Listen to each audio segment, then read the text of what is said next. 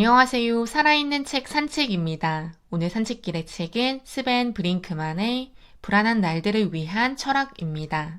철학, 특히 스토아 철학을 다룬 책들을 앞선 영상에서 몇 권 소개해드렸습니다. 오늘의 책은 철학이라고 하는 단어가 제목에 들어있긴 하지만 굳이 스토아 철학이나 철학을 정확하게 알지 못하더라도 선호하지 않더라도 책을 읽으며 충분히 많이 느낄 수 있습니다.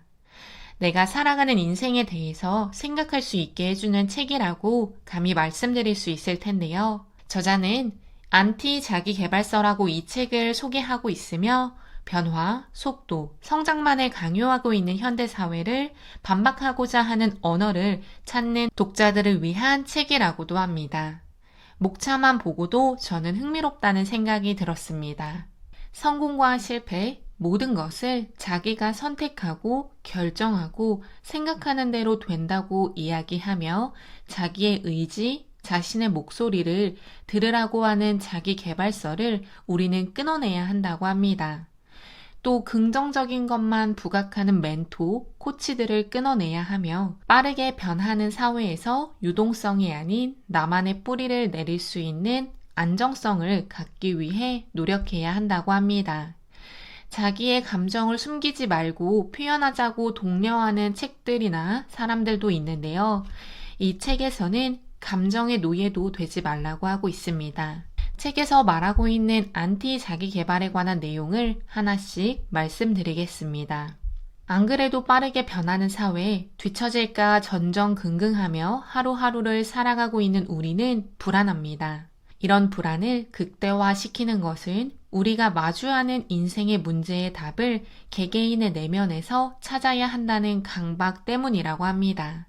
우리 안에 답이 있기 때문에 스스로 답을 찾으려고 계속해서 자기 개발을 하려는 노력 자체가 저자는 자아 중독일 수 있다고 합니다. 우리는 우리 안에서 답을 찾을 수 없다는 사실을 인정해야 한다고 합니다. 물론 저자의 생각과는 다르게 내 안에 답이 있는 문제가 있을 수도 있지만 그렇지 않을 수도 있다는 사실을 우리는 인정해야 한다는 것에 저 역시 공감이 되었습니다. 마치 자기 개발을 하지 않으면 게으른 사람인 것처럼 성장하려고 노력하지 않으면 도태된 사람인 것처럼 사람들은 치부합니다. 하지만 이런 행동은 해서는 안 됩니다. 저자는 자아 중독을 끊어내고 내면이 아닌 밖을 쳐다보는 방법을 배워야 하는 것이 불안을 완화하기 위한 지혜 중 하나라고 하는데요. 다른 사람들과 우리가 살고 있는 사회, 문화, 자연에 우리는 관심을 가져야 한다고 합니다. 인생을 잘 살기 위한 답이 내면에 있지 않을 수도 있기에 우리는 외적인 것들에도 관심을 가져야 하며 사회적인 동물인 인간이기 때문에 당연한 것이라고 저도 생각합니다. 사람들이 너무나 내면만을 들여다보고 있기에 여러 문제가 생기는 것은 아닐까 하는데요. 오히려 자기를 찾으려고 노력하지 않는 사람이 일관된 정체성으로 자신의 삶을 살아가고 있기에 타인과의 관계를 맺을 때도 자기의 삶에서 정말로 중요한 일이 무엇인지를 생각할 때도 충분히 올바르게 스스로의 삶을 선택해서 갈 수 있다고 합니다. 자기를 잘 아는 사람이고 자기 자신으로 살아가는 사람이 굳이 자기를 찾으려고 노력하지는 않는다고 합니다. 자기계발, 자아성장은 우리의 인생의 필수적인 요소이지만 저자의 말처럼 자기를 개발하고 성장하려고 노력하는 것이 스스로를 다그치라는 것이 아니고 내면에서 무조건 문제의 답을 끌어내려고 강박적이게 행동하라는 것도 아니라는 것을 저도 이야기하고 싶습니다. 스토아 철학은 최악의 부정적인 일을 생각하며 하루하루를 감사하고 행복하게 살아가는 것을 이야기합니다. 부정적인 생각이 오히려 지금 우리의 삶을 행복하게 만들 수 있고 더 고맙게 여길 수 있게 하는 원동력이 되기도 한다고 하는데요.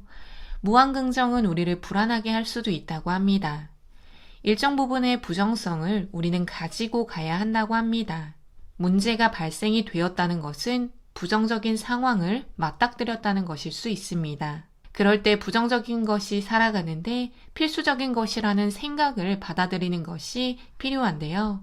책에서 제시하는 것처럼 긍정을 이야기하는 사람들이 긍정을 강요하며 그렇지 않은 사람들에게 불안을 심어주게 된다고 하고 긍정 사고를 의심 없이 따라갔을 때 결과가 나오지 않는다면 결국 그 실패의 희생자는 당사자가 된다고 합니다. 인생에서 힘들다고 하는 것들이 별로 힘들지 않을 수 있는데 힘들지 않은 척을 하는 것이 더 힘들기 때문에 불안을 야기할 수도 있다고 합니다. 매일매일 불평하고 화를 내고 부정적인 감정을 가감없이 분출하라는 것은 아니지만 인간이기 때문에 살면서 부정적인 감정이 들 때 그런 감정을 받아들이고 인정하는 것이 덜 불안하게 사는 지혜라고 할 수 있습니다. 자율적 통제, 인간이 살아가는 데 사람들과 함께 살아가기 위해 필요한 가이드라인을 지키는 것이라고 저는 자율적 통제를 정의하고 싶습니다. 이 책에서는 존엄함이라고 부르며 인간이 도덕적 가치를 충실히 지키고 의무와 책임의 중요성을 이해하고 이성적으로 옳고 그름을 판단하는 것을 자율적 통제라고 합니다. 우리는 상사의 말에, 학교에서는 교사의 말에, 나보다 지위가 높은 사람의 말에 이해라고 순응하는 경우가 많은데요. 하지만 존엄함을 갖춘 사람, 자율적 통제를 갖춘 사람이라고 한다면 아니요 라는 말을 자주 말할 것이라고 저자는 이야기합니다. 돈을 준다고 모두 예라고 한다면 노예와 다를 것이 없다는 것인데요. 고맙지만 사양하겠습니다 라는 말처럼 거절할 수도 있어야 하고 어떤 제안이든 프로젝트든 의심을 해보는 것도 우리가 불안을 조금 덜 느낄 수 있게 하는 태도라고 합니다. 죄책감, 부끄러움, 화와 같은 감정이 부정적으로 여겨지고 있지만 나쁘거나 완전히 없애야 하는 감정은 아니라고 합니다. 양심이나 도덕성이 없는 인간이라면 죄책감과 부끄러움을 가지지 못할 텐데요. 스스로에게 무언가 잘못했다고 말해주는 느낌인 죄책감을 느끼지 못하는 사람들은 자신의 행동에 책임지는 인간으로서의 기본 자세를 가지지 못한 상태라고 합니다. 또 부끄러움이 없다면 인간은 스스로 생각할 능력을 갖지 못한 것이라고도 합니다. 죄책감이나 부끄러움, 화를 표현하는 것이 무조건 나쁘다고 볼 수 없습니다.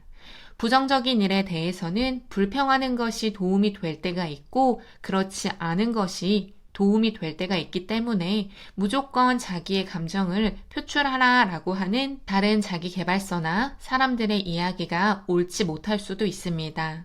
현실은 복잡하며 한 가지의 단순한 해답이 없고 우리가 느끼는 감정 역시 복잡하고 그를 표현해도 되는 것인지 아닌지를 판단할 수 있는 사람이 결국 불안한 사회에서도 뿌리를 내리고 살아가는 사람이라고 생각합니다. 충격적인 이야기일 수도 있는데요. 멘토와 코치를 끊어내라고 합니다. 1시간에 몇십만 원을 내고 받는 코칭의 코치일 수도 있고 심리 치료를 하는 사람을 포함할 수도 있다고 하는데요. 진정한 자신을 찾으라고 돈을 받고 도와주고 자기 개발을 하라고 종용하는 사람들로 인해 오히려 우리는 더 불안을 느낄 수도 있다고 합니다.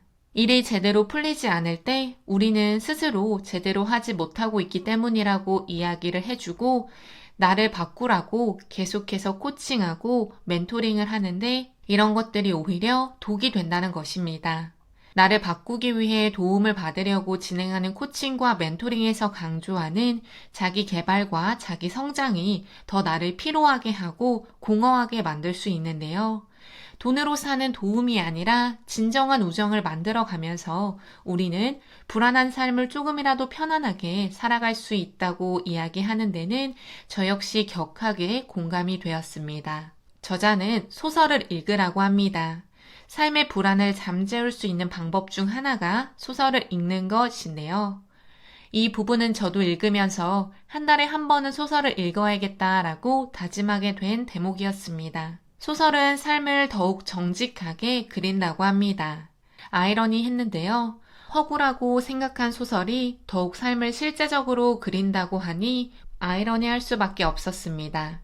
어쩌면 소설에서 인생의 해답을 찾을 수 있다는 것은 우리가 살아가는 그 삶 자체를 더 사실적으로 그리기 때문이지 않을까 하는데요. 자기계발서에는 한 사람의 성공 스토리만 나와 있기 때문에 어쩌면 그 사람한테만 맞는 그런 성공 프로세스이지 않을까 싶기도 합니다.